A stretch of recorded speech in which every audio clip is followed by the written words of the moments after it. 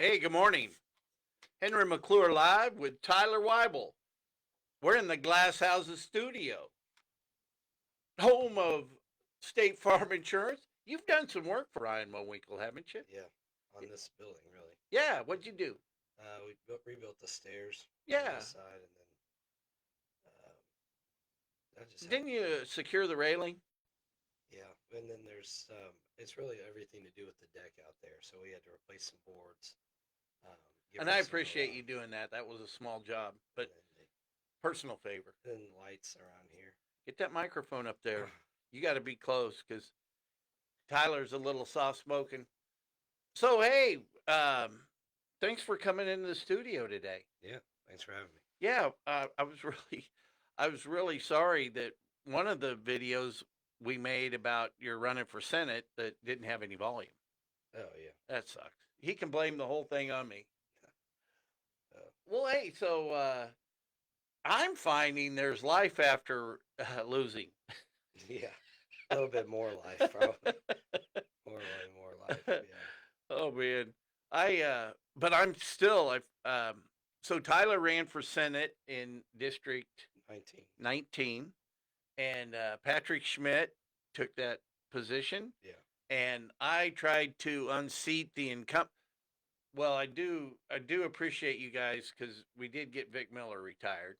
I Yeah. hope he goes into the good Well, night. and with the governor's efforts, he made more of a supermajority. So I mean, Patrick and all the Democrats really have no power in the Senate, anyways, or the House. Well, and I hope they use that super majority and veto proof to lower our property taxes. Well, I think they're gonna. Did you like my Homestead Act of 2025? Yeah, I mean, yeah, somebody will take it and they'll add a bunch of stuff to it And make it more to complicated? make it more complicated Yeah, than it instead needs to of just be. doing something That's what simple. I was saying. I was like, I like that it was short and sweet. You understand what it is. Well, I'm trying to get my life short and sweet more. Well, you want to live longer than that. Oh, A little late to be sweet, but you yeah, don't you want know it to what I'm be short. saying. Yeah. I, uh, I mean, sometimes if you break, sometimes we as commercial people and developers and brokers, whatever, we make things more complicated some days than they need to be. And uh, like Evening Side Drive. Yeah. Let's just take. We got some land over on Evening Side. Let's just take it and do the most simple. Don't ask for any zoning change. Yeah. Well, I think there's a balance because sometimes we try to take the easy way out and then it's 10 times harder than it ever needed to be if we would have just done it right. It's just about doing it the right way. So you can Also do on. the Oh, path sorry. of least resistance as long as we do it the right way. And that's where we get in our own way. It's just path of least resistance, doing it the right way. No cutting corners. No easy way out. I don't think we're going to need to add a culvert there after looking at it. Yeah, I didn't think so. Nah, it would drain naturally. Well, and so we've got 3 acres. I think we can cut that up into 5 lots. It's 2.5. Um, if we put the back of the property into the stream buffer, so we have the maximum amount of building footage, and yeah, I think we can build it into some 5 funky lots, but Yeah. they'll be So we got right now. Mike Hall's looking into whether we're going to have to do a cul-de-sac or a K-turn. yeah.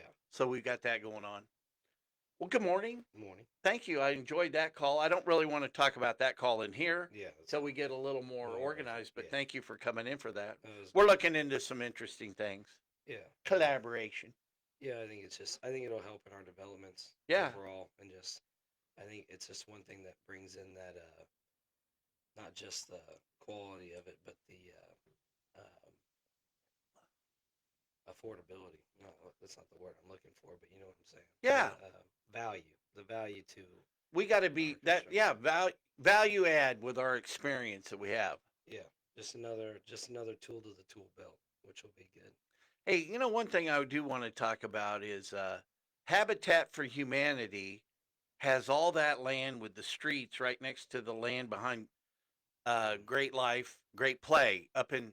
So I've got a bunch of land for sale behind, which was the YMC YMCA North Hmm. and was uh, now it's Great Play. Yeah, where you got that land that has the ball Yeah, diamonds, and yeah. So I got to get that up and listed. I thought you had somebody looking at it. You do? I thought you did. I thought you had somebody looking at it, but No, I've just ordered the sign. okay. I got Dean Norton. Hey, and also too, if you want to call in, we'll take your calls. I left the number to my cell phone. If you want to hire us, we'll work for food. Oh yeah, work to keep dinner on the table. Yeah. Well, uh, what else do we got? What else you want to talk about? It's your show today. Well, I'm not sure. I think there's just a lot of perspective that we've been going through a lot lately, or just a lot of different perspectives we've been trying to bounce around lately with how to get some of these projects going.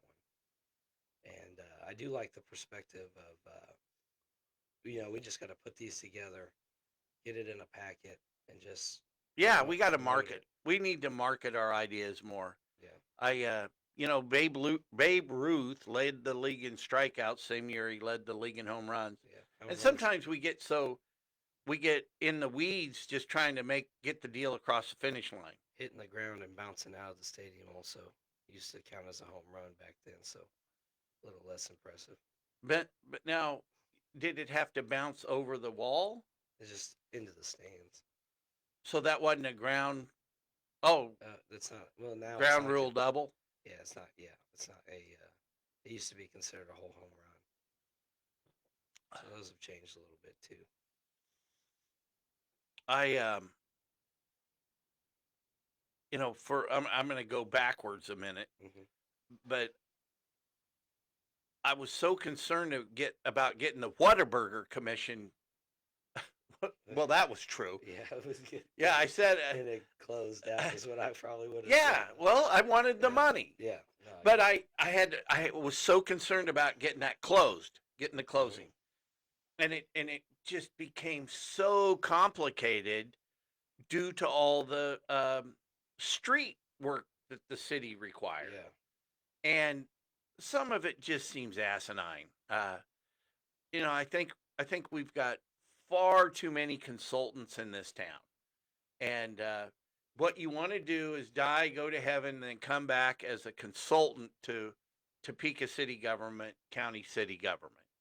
I mean, I'm telling you, $5 million in money earmarked for economic development isn't being spent properly. And I'm going to keep saying it. I'm going to keep saying it. I'm going to keep saying it. $1 million to Benish Engineering. That's wrong. I mean, we should have an in-house engineer, and or if you're going to be paying that kind of money to a firm, they need to be the engineer for everybody. yeah, they just do the work. Yeah, like why not? Yeah, You want Topeka to grow. You want to be, and they're the ones that, like, why hire this engineer to go against this engineer? Just have the engineer that's counterbalancing everything going. There's like conflict of interest. Like no, they're hired to do a yeah, job. and no, yeah. I asked Braxton that several times. Well, what's the conflict of interest? It's That because the deal gets done quicker? well, the conflict of interest is how they wrote their contract. Their contract is going to be about being a counterbalance instead of just doing the work, and they need to have the contract of just Well, doing the work. and it's just like everything being uh, a fight. Yeah. That's what it is. Everything just is always a fight in Topeka. Well, if you fight this guy off and you hold him long enough, you can take that idea, put it somewhere else with somebody else getting money in their pocket. Well, and so what I'm getting at is that that probably got in a little bit of the way of my candidacy. I don't mind lamenting over me losing. 1,600 votes that's a huge loss in a town like Topeka for me personally.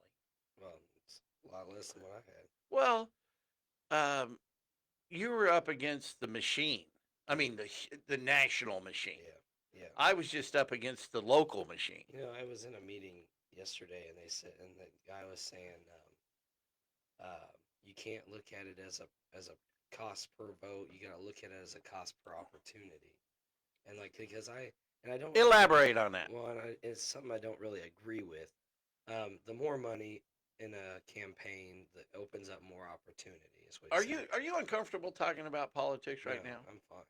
Okay, Because because I'll switch it. yeah, I get it. We'll probably end up switching like 3 minutes anyway. Yeah, because of my attention. So but he said that the money opens up the opportunities, so it's about the number of opportunities, not the number of votes. And I think at the end of the day, you got to look at it as how much did you have to spend to get each vote. And he spent about $19 per vote, and I spent about 30 cents a vote. Now, if I had to, now more money does equal opportunity, and it doesn't exactly correlate. Like, if I had 3 times the money, would I have gotten 3 times the votes? Probably not. So that's where that perspective of opportunity comes. But what does it actually take to win a race? And, it takes money. Money is the answer to that. And you can't get around it. I'm not saying you have to have more money than the other person, but you do have to have money. And you do have to be going at it in the sense of, if you don't have the money, you have to spend it smart. And and you just have to look at the statistics. What can you get out there? And there's a certain amount of money that you just have to have. There's a minimum.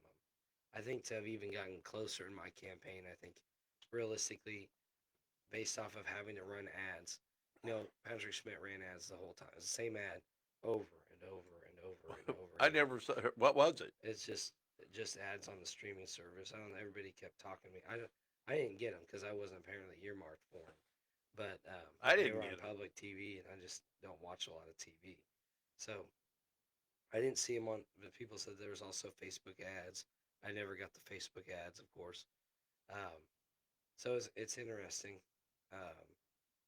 to look at it as to just, you can just run a campaign purely off of social media and just pushing ads and spending money, and you never have to talk to anybody.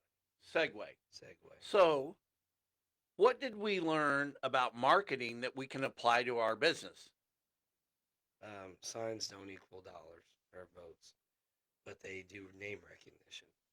That's one thing I learned. So, but here's the thing for me, signs are the number one way to get leads in the real estate business. It might not be to sell that property. Yeah, well, that's what I'm saying. It's to get leads. Because I had tons of people, right, that said, I'm seeing your signs everywhere. But I didn't win, right? I had more signs out there. My name recognition was there. People knew who I was. People would talk to me. Oh, you're the guy with the signs, right? Which is what you've had with the real estate. Now, does it always mean that you're going to? Does it mean you're always going to sell your property? That the signs are on? No. You do get that name recognition. I do think that the biggest thing is about you've got to push out more information than somebody can push out misinformation. Right. And that's what marketing is. And that's what we're doing now. Yeah. That's what we're doing now. And Because I've um, I admire your craftsmanship with the tool belt. I mean, when it really comes down to you building something, you do a great job. I appreciate it. No, but it's so hard to be.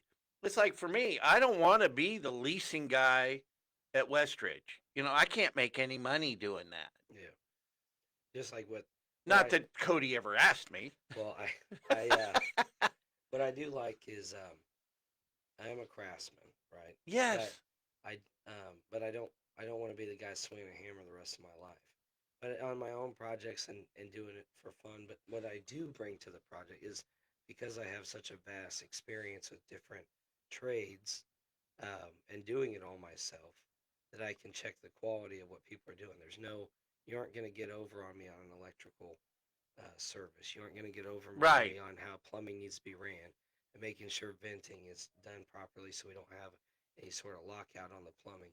You aren't going to run into, you're not going to notch out a floor joist on me and, and just get away with it. Hey, speaking of floor joists, we need to figure out how to put floor joists in the old Sloskis in detail. Yeah. Because I've got a prospect that would like it, but we got to connect. We got to have the second floor more utilizable. Yeah. We do have to I'll get a fee schedule together. We'll get it figured out. Oh, fee schedule. Look at it. That's what we got to do, right? We got to get paid for everything. We do. We got to get paid. Yeah.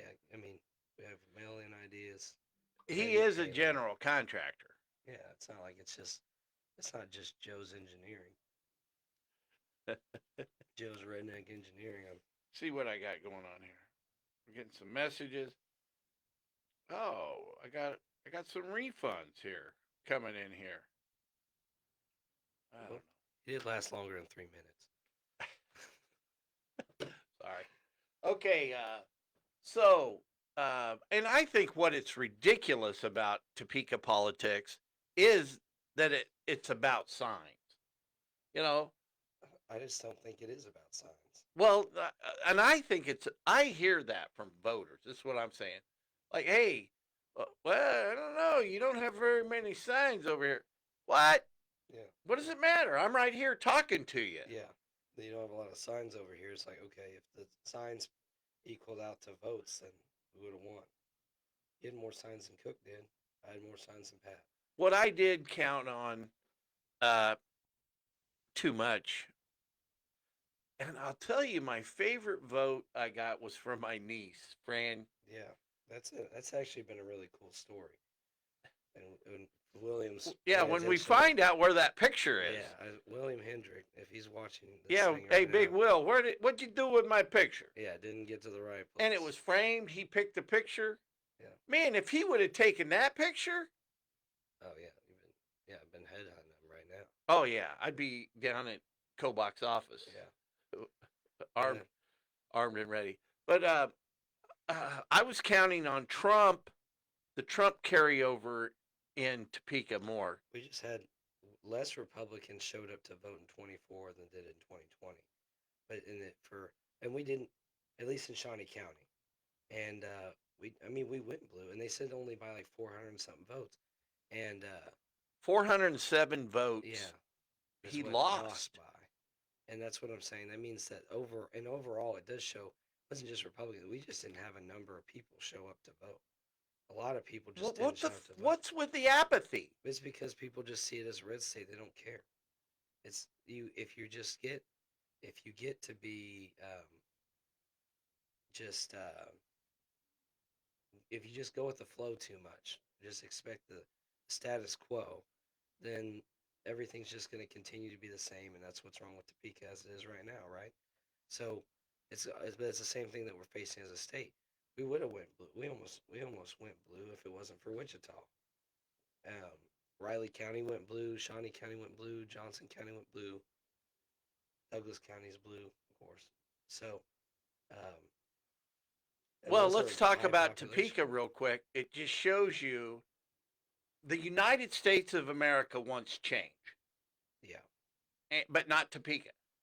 Well, and I wouldn't say by 407 people. Well, I don't think that directly correlates. Well, the vote would, but two, the problem is too, if you don't want change, you don't go vote. If you want, or you just don't think your vote counts. Yeah, you just don't think it's worth it because everything's been the same for so long. Well, and I don't know how you recruit. What I don't understand, how does Biden just give? Well, we don't have another 40 million or 400, whatever, 40 billion to Ukraine today. Well, yeah, I mean, I thought it had to go through Congress. Well, otherwise, what was going to happen to his boy if he didn't? Well, think about that. How do you get a preemptive pardon? Well, I should have got that in grade school. Well, you got to think about. Well, I mean, you realize what his son's worth to him, right? It's worth the citizens $40 million. Well, anyway, I and it shouldn't be a digression talking about politics. It really shouldn't. Well, and I don't think. I mean, let's talk about you being a pastor, or what do you call yourself? Tyler. No, come on. But you do have you're ordained. Mr. Weibel, though. Mr. Weibel to me. Okay. Yeah. But you are ordained, aren't you? Well, I mean, I don't. I was an associate pastor. Okay. And I mean, there's a lot of I have admiration also for your conviction spiritually. Yeah, I mean, you can't. There's a lot of people out there that'll preach and they'll talk and they'll carry themselves as a teacher without any life experience. and it's just being raised in the church. Like, oh, I didn't mess up. But there's people that would only talk to me because they could just feel it, right? If you come, there's Now, are you people. talking about, what do you mean? When I was an associate pastor, Okay. um, there's a couple individuals that came in that were dealing with addiction and stuff like that, and they come in and they just came in and they just wanted to talk to me, and so I was talking to them, and they'd come in when I wasn't there, like when it was my grandfather, and they wouldn't talk to him at all. And it's like there's some sort of subliminal feeling that they realized what they, what they needed. That somebody I understand. have trouble talking about addiction to people. I don't think that's true. I think you talk to everybody about your addiction. My addiction, Yeah, but I can't talk to you about their addiction. yeah. I think the problem It's is harder. most people come in with a very judgmental fashion, right?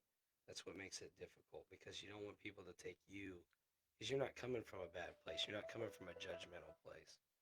So when you're, I don't know if I need that or not. The Hey, if money calls, you got to take the call. I don't know who it is. It's not a number saved. So, um, but it's hard conversations have to happen. Can't avoid them. Yeah. If you don't have the hard conversations, you won't grow. And so when we're looking at talking to individuals, people are afraid to have the hard conversations because they're afraid of being judged. And if you're going into it wanting to judge others, then you're not into it for the right reason. That's what people have faced over and over again. You deal with congregations and individuals and pastors that are going into it fully judgmental. Holier than thou art Christian. That's what people are afraid of. When people talk so badly about Christians as a whole, they talk to them about it's about the holier than thou art. It's the hypocritical Christians out there. Everybody's a sinner, you know. Um, Sinners are welcome at well, the Episcopal it's Church. the whole reason. Flaggo. It wasn't even supposed to be church buildings, but it's supposed to be congregations and people meeting together as a group, as a group of believers. The building doesn't mean anything, and but we put so much in the building, and we put so much into being a place that's a safe haven. But the Bible calls us to be safe havens. That building doesn't mean anything unless you have the right people in it, which is why these congregations are dying. The building doesn't mean anything. Nobody cares to keep that building open because the people in it are rotten. But if you have people that care and that are the safe haven like we're supposed to be, then you don't We have can have church right here. yeah, that's what it is. Amen. And um, you know, now not that I believe in TV evangelists, but I do believe that there's connection and you can do things. And church was happening over Zoom and people get comfortable, but then they're always pushing back. Oh, we have to meet in the building. We have to do this. We have to do that. And it's like you aren't supposed to turn away from a group of believers. Like, you aren't supposed to. Um, if people are meeting, you aren't supposed to turn it away, right? But if people are meeting and they're not doing it right, then what's the point? So I want to talk about TV evangelisms real quick Okay. because my dad loved Schuler. Remember Robert Schuler, I mean, I wasn't around, but the power, I think he had the hour of power, something like that. there's. But Schuler started out originally took a drive-in movie theater out in L.A. Mhm. and you put the speakers in, and he's up here talking and preaching. You didn't even have to get out of your car. Well, and that's where like head pastors of these mega churches, right? Like the Life Church in Overland Park, and they have another. There's another one in the Kansas City area, um, or Olathe, maybe. I think there's one in Olathe, and then there's one in Overland Park, and they're kind of nationwide. But they'll have the head pastor of everything. He goes into his room that they do the recording, and he's over there preaching to all these churches. And it's no different than a TV. Like this. Yeah, just like this. But Hey, we're gonna go live. he's standing up and talking, and Well, what I was getting at, if I can interrupt Mhm. this time yeah, with your permission. yeah, you're Um, so I go to Dad comes out to visit, good. and I lived right by the church. I mean, for L.A. I'm there in 15 minutes, just Yeah. down the Garden Grove, the 22. I lived in Long Beach. And it was the most friendly church I'd ever been in, ever. The most welcoming. The people were nice. You felt comfortable in there. Yeah. It was fun. It was an event. I liked it. Well, churches don't get big by being, you know, just terrible people all the time. You got to put your best foot forward. You're not going to put the negative person welcoming people, and you're going to put, hey, where's Mary Beth? She's real nice. Put That's her. Mace right there You talking. know, You got to put your best foot forward. yeah. That's And him. sometimes you got to send Henry in. The cleaner. The clean. Yeah, sit in Yeah. the cleaner. Yeah. We got. Hey, You know what? Some of my clients don't really understand is that I get the listings that nobody wants. Yeah. You know, That's how you started in the leasing business. yeah, well, no, that's Yeah. how I ended up in the leasing business. You had to convince people that malls weren't a bad place to be. And so many of the local merchants just uh, thought, well, the national guys got the better deals. That's not true. I'd probably get a better deal for a local merchant. Yeah, because you need to fill some space. Well, yeah, Look at but Kia. yeah, you got to make deals. Well, look at kiosks, right? Those Yeah. aren't the big guys, but they're also the guys not paying the most. Victor Valdez is my best kiosk story. Yeah, that's the plain one, right on your back of your post, your little. No, that one is That's my favorite. that was Piercing Pagoda, Bill Engelbrecht. But Victor Valdez was manager of a Hellsberg's in Reno. With the Hillsburgs. Hellsberg is a diamond store, Okay. and Oh, Hillsburg. really based out of Kansas City. And Berkshire Hathaway bought Hellsberg, but and so I know Barnett Hellsberg, and he knows me, but he calls Mace and Dana one day, just yelling about me. Henry took my best manager in the system and put him in a kiosk. Well, I think Victor did like 750,000 out of his kiosk. He was killing it. Yeah. 144 square Put 'em out feet. in the middle of everything. Yeah, Those diamonds. but Hellsberg picked up like 350,000 in sales, and they were doing like $1.4 million or $1.5 million, and then they picked up that volume, and then so you can hear Dana K right now. He's telling, well, how can you get mad at him? He's helping some. What if nobody ever helped you get started? you know, you got to help the entrepreneurs get going. So you took the manager, his best manager, and then put him in his own diamond kiosk. Yeah. Okay, you didn't do it for Ellsberg. is what you're No, Victor's working on his own, saying. Oh, I see.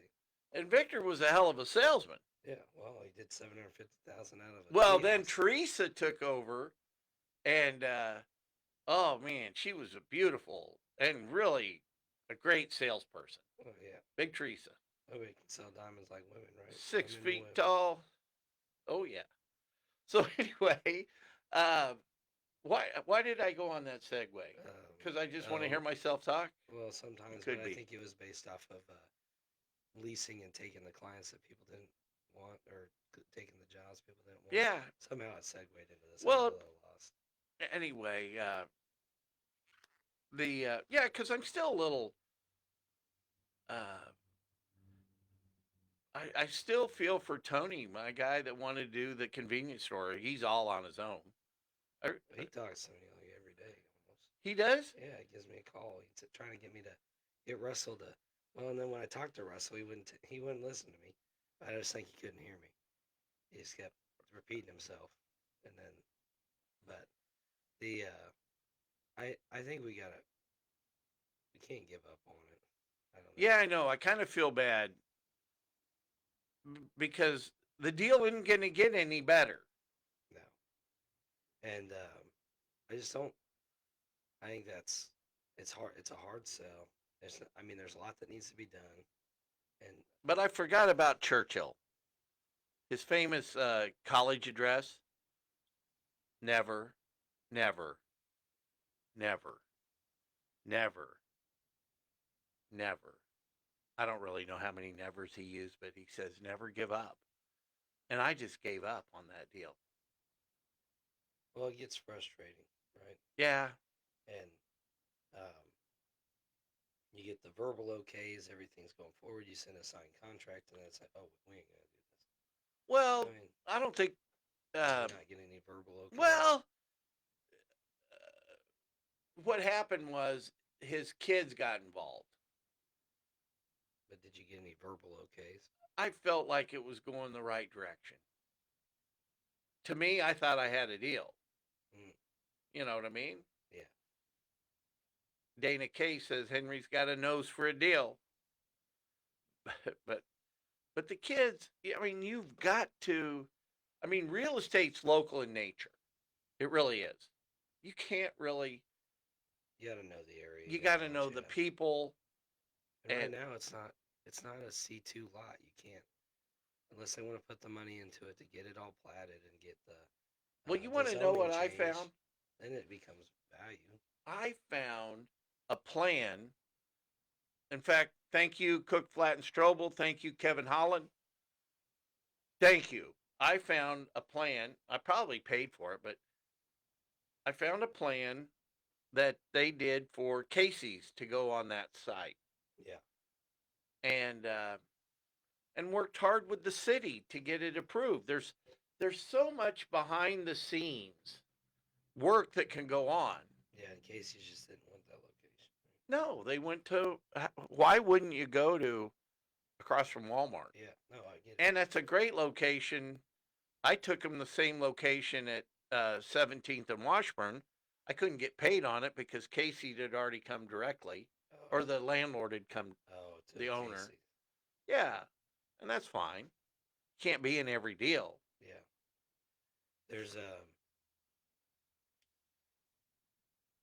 that's the one thing is I think the problem what is they say, oh well, the city would approve it as a C2 lot.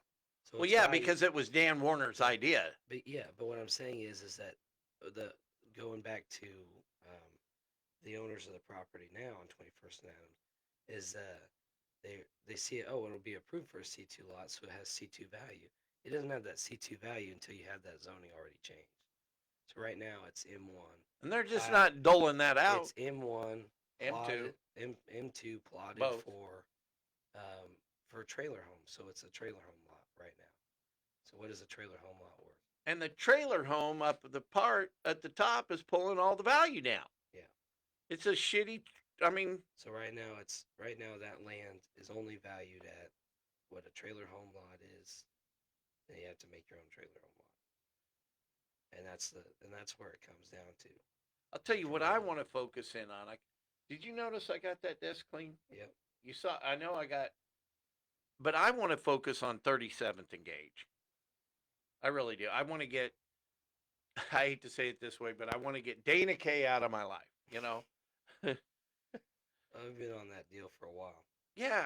Uh, and I It's been thought the what I longest thought time. would happen once Blackie got off city council and sold his nursery, Yeah. that they'd go ahead and put that road through. The only guy that says he likes the road idea today is, or maybe Neil, but Bill Rapon says, let's put, don't give up on that road. I wish Bill would. I wish Bill would focus in on doing Auburn from the Turnpike to 24, Yeah. new bridge across the river. If we just push Topeka that way, we can have from Fairlawn. Hey, look at this! I'm gonna get my mail delivered. Hey, come on in. Good morning. Merry Christmas. You also. Let's Thank see what we you. got. Thank you. Have a good day. All right. Thank you. We were talking about the. We were talking about. Oh, my cousins, the Hoovers. There they are. I got a nice little gift from them. Washburn. Oh man, I got it. Oh, I still got to do something for Craig McCullough, being his treasurer. I got to go down to the bank down there and close out his account. But sorry for the distraction. It's what it's like to know Henry McClure. But you've where were we? 37th Gauge and not giving up on the road. Yeah. Think about the growth we've had from Fairlawn to Wanamaker. Yeah. And think about the growth we could have from Wanamaker to Auburn. We could have that same amount of growth. Do you know that when I was born, Gage was a dirt road? Yeah. I always say that. Mm. Okay, now you know it. You guys can correct me. But we haven't grown in population. Well, the problem is our we need to figure out how to increase the population steadily with trying to grow because our infrastructure is set up for a way bigger city than what we are. So why don't we So, do the tax plan that's just so simple, where we don't tax people out of their houses? well, the problem is that our infrastructure is going way past what our property taxes are. We keep increasing the infrastructure that we have without increasing the population. If you don't increase the tax base and the people in the tax base, then all you do is increase the taxes they're paying. So, how do you? So we got to look at how do we increase the overall population. So when are we gonna? We can also start talking about the. Hey, King Corbett, if you're listening, the amount of administrators we have in our school boards. So how do we figure out? That's the worst thing that's happened out of Brown versus Board of Education is all these School districts. school districts. Yeah. And I think what we should pass a state law that you have one school district per county, and you leave every school board in place. You leave the school boards in place, so then the people have a voice for public involvement. Yeah. In their area. Yeah, but then the the administrative, you just have one administration for all the schools. Yeah, you got to cut it down. And then what it And opens up give is more money to the teachers. it opens up middle management, which is more what they need to get rid of all the upper management. That's what we need to do in Topeka. Yeah. We need to get rid of the ruling elite making all the decisions for the population. Bring the middle guys in, and then that helps decrease the amount of you aren't, and with that you aren't getting rid of maintenance guys, you aren't getting rid of janitors, you're increasing, not getting rid of teachers. All you're doing is getting rid of the people that are like operation managers. Like we don't need a bunch of those. Like one of them could do all the work for all the school districts. Well, and the secretaries in the schools, Hmm. they're just going to have to pick up some of the slack that the administrators are or are not doing. Yeah, and see that's where like if you had if you broke it up in quadrants like it is now, or in the school boards now, right? So then you keep your managers for the janitors and the maintenance people. Right? But instead of them all reporting to their own operations guy, then all of them report to one. And that's how you eliminate that. And then right there you're saving $250,000 a year, almost 300,000. Well, and then so what? We have one purchasing for the county. Yeah. School board, whatever. And it's if everybody does their job and everybody does their piece, it's working its way up to the final guy that's making, that's doing the actual purchasing or doing the final OKs and, has those meetings. All it does is require people to actually do their job. We got to do things different. Until we do things different, things are just going to be exactly the way we are. If you can't change your mind, you can't change anything. Yeah, we need to focus. What was that? There's that plant that's pulling out of, it's just hit Tyson out of Tyson Emporia. out of Emporia. Yeah. That's They lost 2 deals in Emporia. And that's exactly what shows you why distribution and industrial things like that in big corporations is not economic development. It's a short-term solution for a big-time problem. And so when we're bringing in so when all the incentives run out at these distribution Let's centers, go to the next one. yeah, they go to the next one. They're like, hey, we need to update our facility and everything. So we might as well just go to a new town, get all these incentives. So let's start and do it looking that at way. when Target bails out, turning that into housing. Yeah, we might as well just get the blueprints and start making it. Yeah. Well, we want to look at the ones that have been here longest. I think the one that's been here longest is Home Depot, right? So let's go ahead and take a look at Home Depot for when they leave. Yeah, and then it'd be perfect to keep the working poor right on the plantation out there. Exactly. Yeah. Just keep them out there. Well, most of them. Well, actually, most of the people that work in our distribution centers are from Osage County, anyways. Shawnee County people paying for the Osage County jobs. If we can just get them to go ahead and move up here, Yeah. then we increase the population. We don't have any jobs for them because we spend all our money in And then the phone call that distribution we did centers. in there just a minute Yeah. ago, we can implement all those changes to make it cost effective. Exactly. Yeah. Yeah. It cuts down. But it tells you exactly why. Well, and look, wasn't staged, No. but what I've been telling everybody since I moved home, because it's what I know, the future is retail development. This is why I say so. Because if you can get retail, if you can develop your retail, we've got a pull factor. Yeah. So we can, from the surrounding counties, towns, we can pull people here, and then we get a nick at the sales tax. Well, we need. And the more we can pay with sales tax, the less our property taxes are. Well, with people are so busy.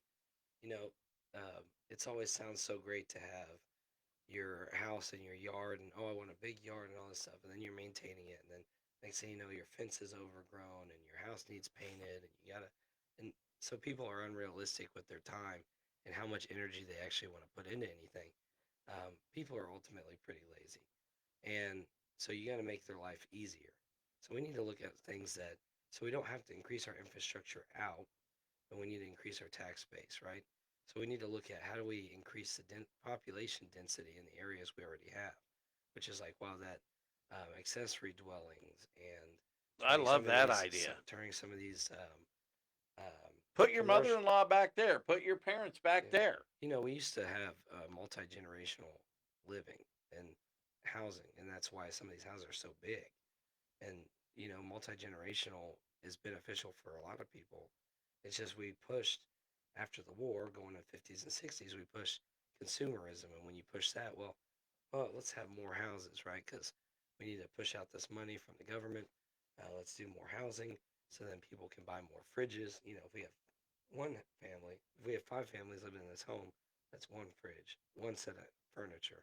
But now we got, oh well, you need a guest room, and you have your guest bathroom, and you need to decorate everything, and well, you need a bar downstairs, so let's go ahead and get you a fridge down there.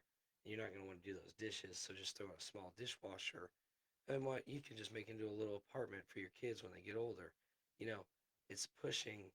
It's pushing. How do you continue to push consumerism on these people? Well, in my idea of promoting retail, it starts from the local people. We gotta make it to where local people can afford to be in business, and we trade with them. Remember that word? Did you ever hear that word, trade? Yeah. Where you trade with your local people. Well, shop local. And that's the thing is, that's where like the population density, right? Like, why aren't more people living downtown? Like a lot of those are office spaces aren't even being used. Well, number one, the answer to that is the Biden administration in making people go back to work. Well, okay, so say that's the new ways of life. People like working from home. But I don't want to pay the government. I don't want to pay people to.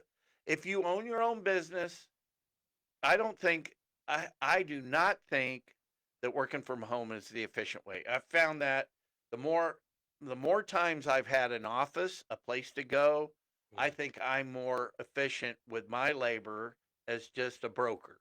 I think a lot of people like that they're getting over on something, right? So the reason it keeps getting held out is not because it's more efficient, because people are more they're happier and they're more and it helps their depression and stuff. The only thing is that's fine if you want to work from home, just no more sick days, right? Like, what are you being sick from? You aren't going to get anybody else sick. You aren't that bad off. Or why do you get so many vacations? You get all this stuff. You get all these benefits of working from home. And we do have a lot of software now that does keep like call centers efficient, because if it starts going, it'll start nicking them. So you have to stay in the green. So you have to be taking so many phone calls. Right. Otherwise, you're gonna. So there's certain jobs that can probably be from home. If you're gonna do that, you need to get rid of offices. Well, Right? yeah, that's the thing. We've got, and it's just been devastating for the office market Yeah. downtown. It's been devastating for the retail market Well, and downtown. here's the thing.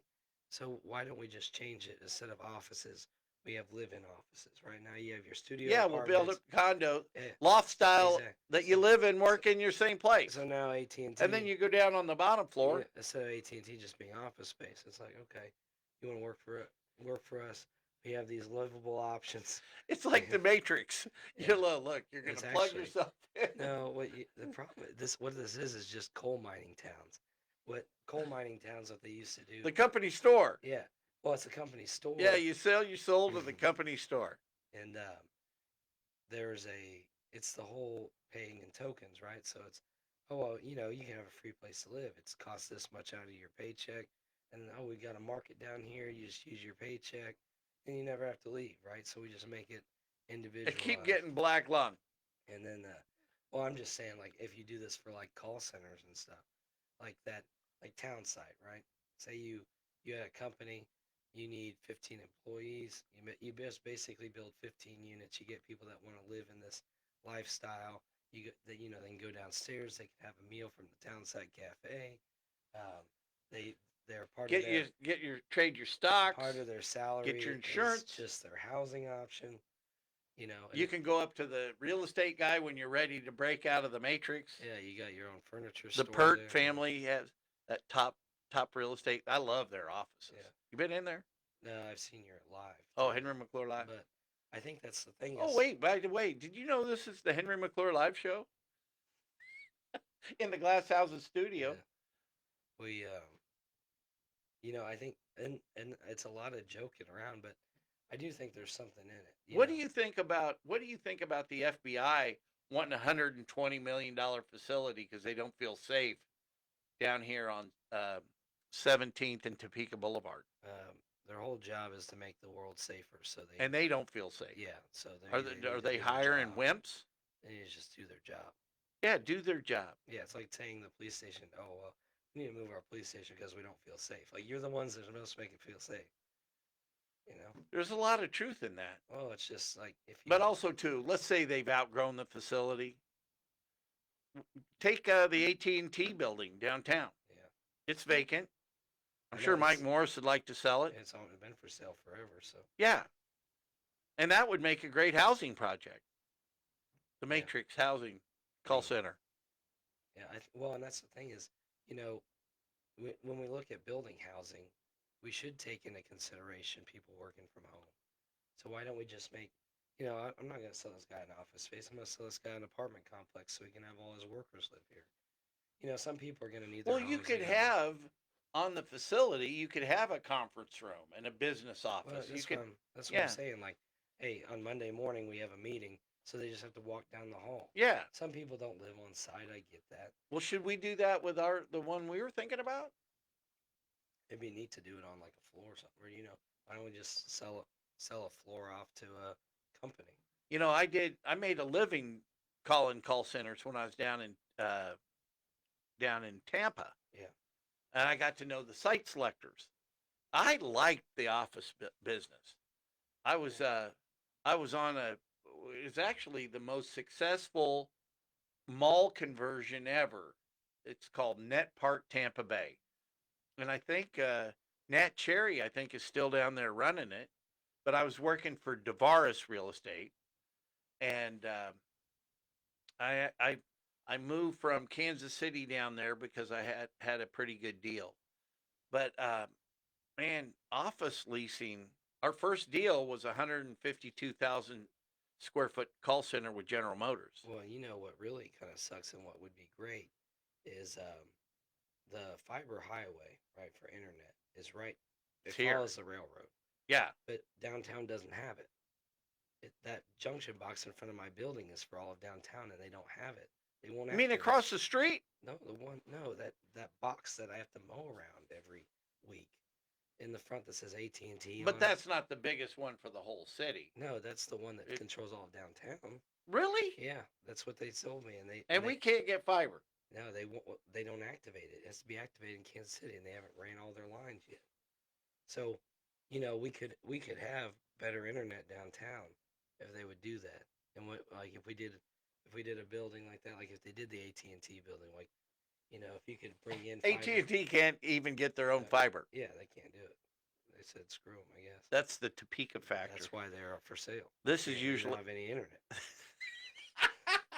this is usually a show for Marshall Barber and Yeah, I. they're just The standing in Topeka factor. No, that's dysfunctional. AT&T owns a building. They can't even get fiber to yeah. their own building. Yeah, they don't need it. All their call centers are overseas anyway. And then yeah, so you're kind of standing. But one thing stepping in their about way. call center development, it's almost it's more like the white collar uh, distribution center. Yeah. It really is. Well, yeah, you pay people low amounts of money. They answer a call. You do it. You go back and forth. They get big. They get heart disease. Then they retire before they have to.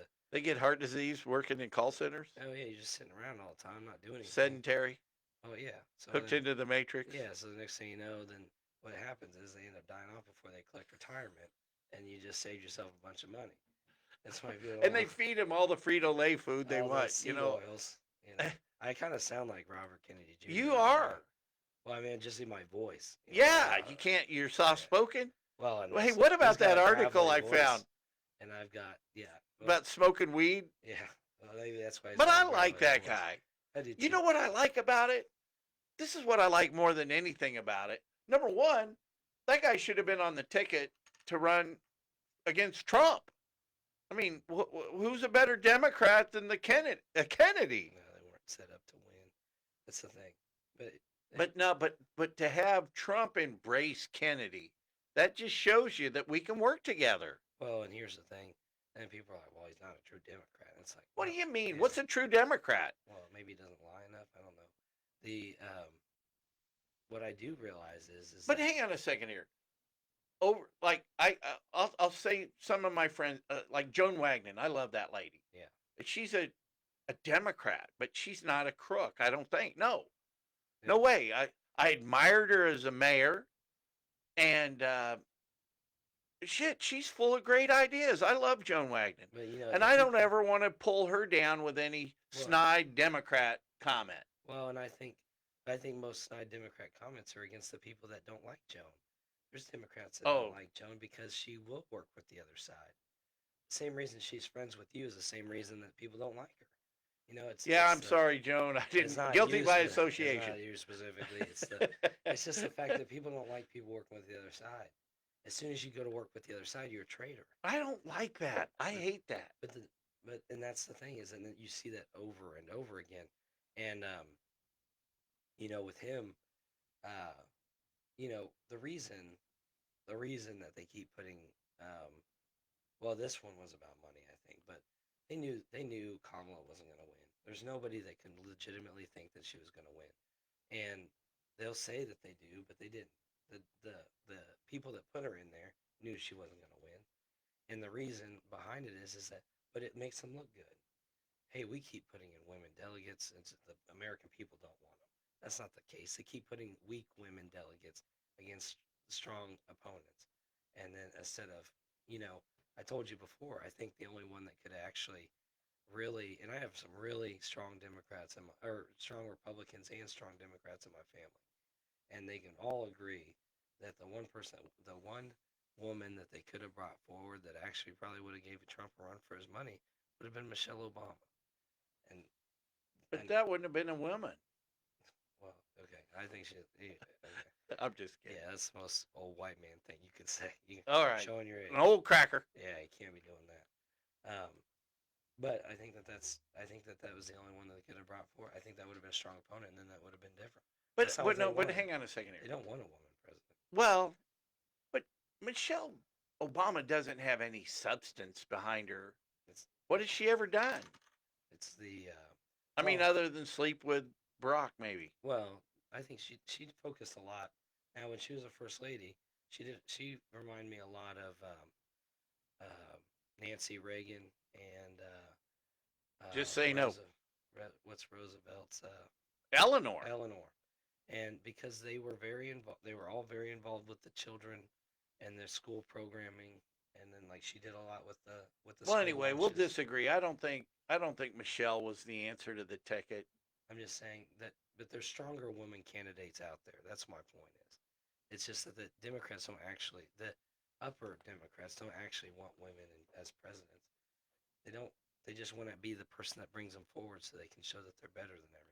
Can I talk to you about we've been the kind of some of the theme is finishing what we started today a Yeah. little. I feel bad about not finishing Adams and 21.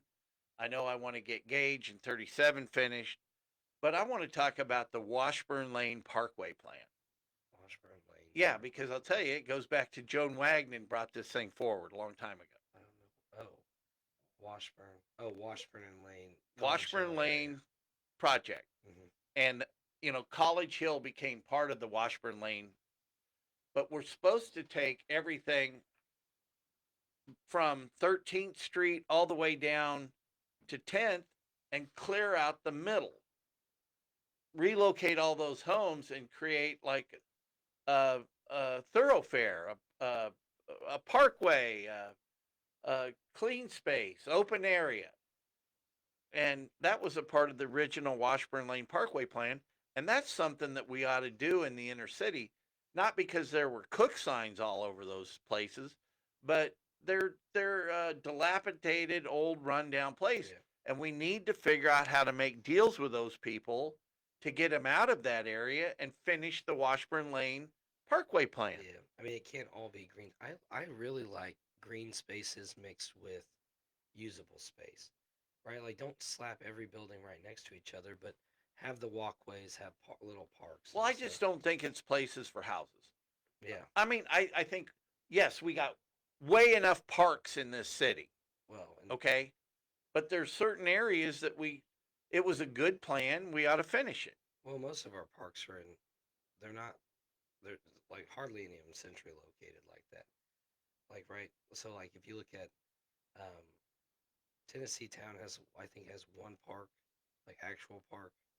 Um, most of the areas are like areas that aren't really neighborhoods. I mean, historic Old Town really doesn't have anything. Ward Mead has Ward Mead Park, and then Yeah, that should never have a saloon in it. and then and that one little park over by the highway, I've never seen a kid at. Which one? Right off the exit Like at on First Street? Street. Yeah, There's a swing. yeah, that's it. That's what I'm saying, and that's just not utilized. And it's not a great place to have a park, anyways. Who feels safe about that? Uh, yeah, just constant highway noise and whatever, homeless beggars right there at the off ramp. I mean, it's who wants to go to a park over there? We gotta think about parks can be privatized and they can be taken care of. And I think, if we force all this landscaping on projects, maybe over a certain amount you put in a park, and then we get rid of the liability on the actual Shawnee County residents. Why make all these county residents pay for parks if we're gonna privatize it, put it in the big developments, and then just I'd like to privatize the ball diamonds out there in Dornwood. is that the one off of 53rd? No, Or is no, that- it's like right behind Walmart on California. Oh, okay, yeah. And there's a bunch of park space out there. Would be great affordable housing. Why not take like that? Because then if you put the people out there and they can play ball and have the green space and the walkways, we just got to do things different. Well, there's a lot of like housing developments where like look at apartment buildings. They always put amenities, right? Basketball courts, Right. parks for kids. They do it because it helps Clubhouses. their leasability. Well, you do the same type of thing. You just implement it as part of the landscaping. It should be allowed to be a part of your landscaping plan. Like maybe we don't have all these trees right next to the road that they're going to make us cut down in 15 years. Maybe we can centralize and put a park in the center of our development and keep it nice. You know what? I think one of our most underutilized assets in the park world is Burnett's Mound. I've always thought that would be a cool place to have Skyview Restaurant. You could connect it into all that housing back there. Well, it's the same reason that yeah, I mean, you just can't build on the top of Burnett's Mound because of we can't build taller than the Capitol. Same reason that water tower is not on the top. It's on the side because of the height of the Capitol. Well, let's change that law. We got a foolproof majority, right? Veto proof. Ken Corbett, I know you watch my videos. Let's debunk the law or flush the law or overrule the law that says you can't build more than the Capitol. And maybe if you don't want to, and maybe if downtown, that's okay. But maybe after a certain amount of point where it's not going to block the Capitol, get rid of that law. When was that law made? I have no idea. Hey, if the research department, my research department came back to work for me. Did you know that? I didn't think she had really fully left. Well, she took a sabbatical. But anyway, research, let's look into that law. And see, we got to get a bigger studio someday so we can have research over here. We can have the sound. We also got Ziggy, though. And if we ever need to ask Ziggy a question. Hey, Ziggy, what's the weather forecast for today?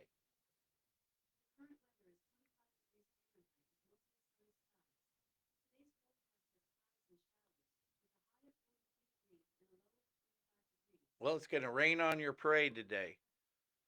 Well, hey, look, I want to make some of the stuff happen that we talked about here on this show. So, thanks for coming on. Is there anything you want to talk about? You didn't want to do this in the first place. It's just kind of sprung on, but that's good. Just talking about what we talk about. Well, we want to build. Tyler and I want to build here in Topeka. I've always wanted to be a builder and not a wrecker, and that was. I've never been a braggart. I don't think. Maybe I am. I don't know. It's new to me. That I am a braggart. That you didn't want to be a braggart. Oh no. Yeah, that's new to you. Well, yeah, but we have a different friendship. I think that I'm just giving you historical points. I can't help it that I'm famous. I can't help it that I've lived. Henry McClure. You don't know who I am? This is ridiculous. Hey, you're the guy with all the signs. Yeah. No, that was a good day. That was fun. But tearing down your opponent, it's in politics. But what if they're part of that evil empire? Yeah, I mean, the best thing to do is just bring their own voting record against them. I mean, it's not something I could have done, and really, like, it's also something even if I ran again, I couldn't do because the vote doesn't mean anything. I think what's going to happen over the next 4 years, there's going to be such a sweeping change. And I truly believe that guys like RFK Jr. being a part of it and Elon Musk and all the people, it's not all so much about Donald, but he pulled them all together. Yeah, you know what I'm excited to see about? Tell me one thing. This the whole government check thing that's gonna Doge. The one for here in Topeka. That they're putting together that whole thing, but it's ran by the government. It's a nonprofit with the government. It's all it's just gonna do is just like, oh no, they're doing great.